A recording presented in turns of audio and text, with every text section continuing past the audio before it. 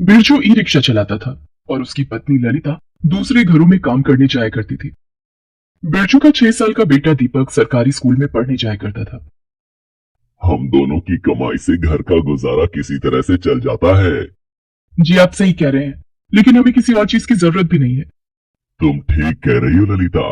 बस हमारा बेटा दीपक किसी तरह से पढ़ लिख जाए तो वो नौकरी कर सकेगा और हमसे अच्छी जिंदगी जी सकेगा। दोनों बेहद कम पैसों में ही अपना गुजारा चला करके भी खुश थे और सुखी जीवन बिता रहे थे। बिरजू सुबह सुबह रिक्शा लेकर सवारियों की तलाश में निकल पड़ता था और ललिता दीपक को स्कूल भेजकर अपने काम पर चली जाती थी। अरे ललिता, जल्दी से खाना दे दो, रिक्शा लेकर निकलना है। अभी लाती हूँ। ये दीपक भी ना अभी तक सोकर नहीं उठा है, उसे स्कूल के लिए तैयार होना है। आप जरा दीपक को जगा दीजिए। बिरजू दीपक को जगाने के लिए जब उसे हाथ लगाता है तो अरे, इसे तो बहुत तेज बुखार है। अरे इसे तो सच में बहुत तेज बुखार है। अब मैं काम पर कैसे जाऊंगी? आज काम पर जाना बहुत जरूरी है, मालकिन ने जल्दी बुलाया है। तुम मालकिन से फोन करके छुट्टी ले लो। ललिता मालकिन को फोन करती है। मालकिन, आज मेरे बेटे की तबीयत बहुत खराब है, क्या मैं छुट्टी कर लूं? छुट्टी करनी है तो अपना हिसाब कर लो और कल से काम पर मत आना। तुम्हें कहा था कि आज काम पर आना जरूरी है और तुम बहाने बना रही हो। नहीं मालकिन, मैं काम पर आ रही हूँ। इसे घर पर अकेला छोड़कर कैसे जाऊं? इसे आज अपने साथ लेकर चली जाओ। ललिता दीपक को बुखार की दवाई खिलाकर उसे अपने साथ काम पर ले गई। मालकिन, ये मेरा बेटा दीपक है। आज इसे बहुत तेज बुखार है, इसलिए स्कूल नहीं गया।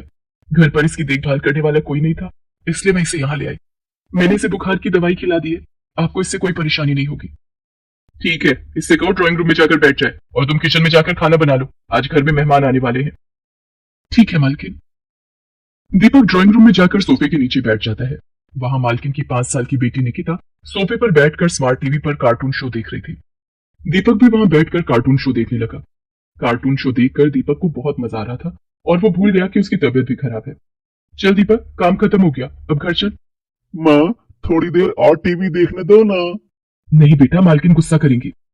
दीपक मन मारकर माँ के साथ घर जाने लगा, लेकिन उसकी नजरें लगातार स्मार्ट टीवी पर चल रहे कार्टून शो पर ही टिकी थी और वो पीछे मुड़कर बार बार टीवी की तरफ देख रहा था। ललिता उसका हाथ पकड़कर उसे अपनी ओर खींचती है। बेटा घर चल। माँ, हमारे घर में स्मार्ट टीवी क्यों नहीं है माँ? मुझे भी स्मार्ट टीवी पर कार्टून शो देखना है। बेटा हमारे पास इतना पैसा नहीं है कि हम स्मार्ट टीवी खरीद सके। तेरे पापा और मैं जितना कमाते हैं उससे हमारा सिर्फ गुजारा ही हो सकता है। तू सिर्फ अपनी पढ़ाई पर ध्यान दे। 2 दिन के आराम के बाद दीपक जब स्कूल जाता है। अरे यार, तूने शिवा की नई फिल्म देखी? क्या कमाल की फिल्म है, देखकर मजा आ गया। तूने कहाँ देखी? अरे घर पर, मेरे घर में स्मार्ट टीवी है ना। हम सब कुछ अपने स्मार्ट टीवी पर देखते हैं, फिल्में, कार्टून शो और बच्चों के डांस धमाल वाला प्रोग्राम, सब कुछ स्मार्ट टीवी पर देखते हैं। लेकिन मेरे घर में तो स्मार्ट टीवी नहीं है। अरे, तेरे घर में स्मार्ट टीवी नहीं है? ये कहकर कृष्णा हंसने लगता है और दीपक का मजाक उड़ाने लगता है। ये सब दीपक को बहुत बुरा लग रहा था। तू अपने पापा से बोल, तेरे लिए एक स्मार्ट टीवी खरीदेंगे। ठीक है, मैं आज ही पापा से बोलता हूँ। शाम को दीपक जब स्कूल से घर आया तो होमवर्क करने में उसका मन नहीं लग रहा था। क्या बात है, आज तेरा पढ़ाई में मन क्यों नहीं लग रहा है? माँ, मुझे अपने घर में स्मार्ट टीवी चाहिए। क्या स्मार्ट टीवी? तू क्या करेगा स्मार्ट टीवी का? मेरे सारे दोस्तों के घर में स्मार्ट टीवी है, वो उस पर फिल्में, कार्टून शो और दूसरे प्रोग्राम देखते हैं।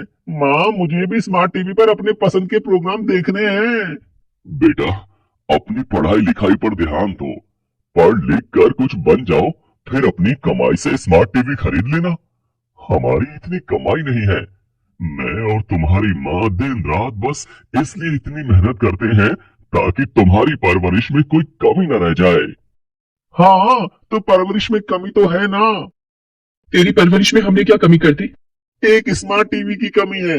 घर में मेरे मनोरंजन के लिए कुछ भी नहीं है जिससे मैं थोड़ी देर के लिए अपना दिल बहला सकूं। बिरजू और ललिता अपने बेटे की बात सुनकर उदास हो जाते हैं।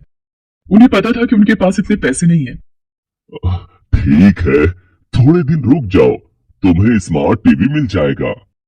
कहाँ से लाओगे स्मार्ट टीवी? दीपक को बोल तो दिया, लेकिन स्मार्ट टीवी कितनी महंगी आती है पता भी है। मैं कल पता करता हूँ। अपने बेटे की ख्वाहिश पूरी करने के लिए दूसरे दिन बिरजू एक टीवी के शोरूम में जाता है। क्या चाहिए आपको? मुझे स्मार्ट टीवी खरीदना है।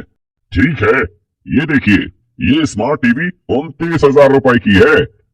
इसमें फीचर्स बहुत बढ़िया हैं। ये स्मार्ट टीवी 32,000 रुपए की है। इसमें आप अपना मोबाइल फोन भी कनेक्ट कर सकते हैं और गेम भी खेल सकते हैं। जी, सबसे सस्ती वाली दिखाइए।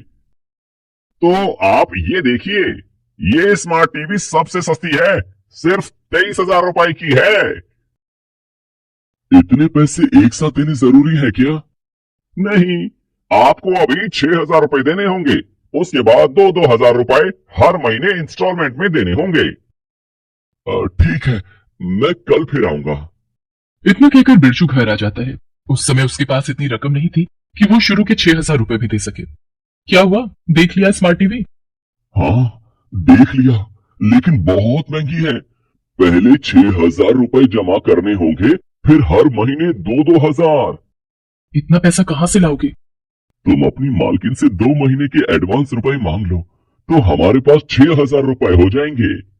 ठीक है, मैं कल मालकिन से बात करूंगी। मालकिन, हाँ बोलो।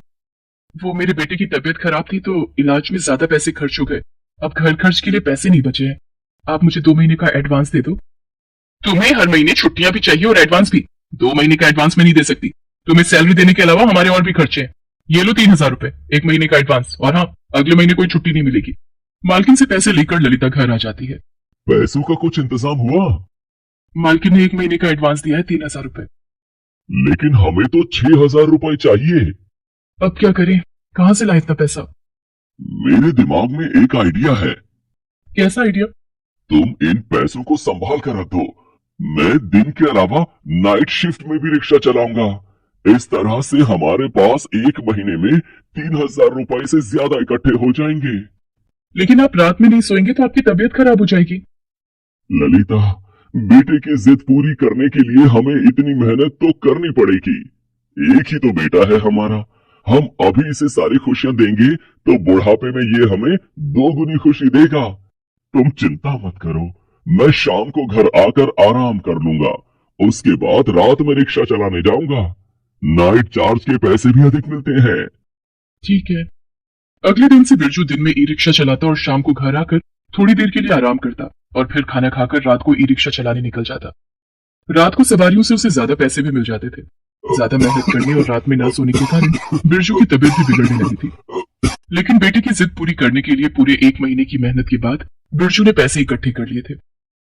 ये लो पूरे 3,000 है। अब इसमें मेरे 3,000 मिलाकर पूरे 6,000 हो गए। अब हम अपने बेटे के लिए स्मार्ट टीवी खरीद सकते हैं। अगले दिन दोनों उसी टीवी के शोरूम में जाते हैं जहां बिरजू पहले से टीवी देखकर आया था। अरे भैया, सबसे सस्ती वाली स्मार्ट टीवी दिखा दो।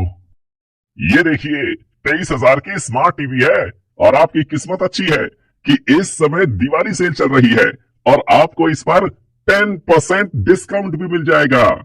सेल्समैन की बात सुनकर बिरजू और ललिता बहुत खुश हो जाते हैं। आपको सबसे पहले 4,500 रुपए जमा कराने होंगे और उसके बाद 2,000 रुपए हर महीने इंस्टॉलमेंट के रूप में देने होंगे। ठीक है, इस टीवी को पैक कर दो। आप अपने घर का एड्रेस दे दो। ये टीवी आपके घर पर डिलीवर हो जाएगा और आपके घर पर इसे फिट भी कर दिया जाएगा। बिरजू और ललिता दुकान पर पैसे जमा करके और अपने घर का एड्रेस देकर घर आ जाते हैं। थोड़ी देर के बाद उनके घर पर स्मार्ट टीवी आ जाता है। घर पर स्मार्ट टीवी के आने से दीपक की खुशी का ठिकाना न रहा। मेरे घर में भी स्मार्ट टीवी आ गया है। अब मैं भी स्मार्ट टीवी पर कार्टून शो देखूंगा और अपने दोस्तों को बताऊंगा। मैं स्मार्ट टीवी पर गेम भी खेलूंगा। अपने बेटे को खुश देखकर बिरजू और ललिता की आंखों में खुशी के आंसू छलक आते हैं।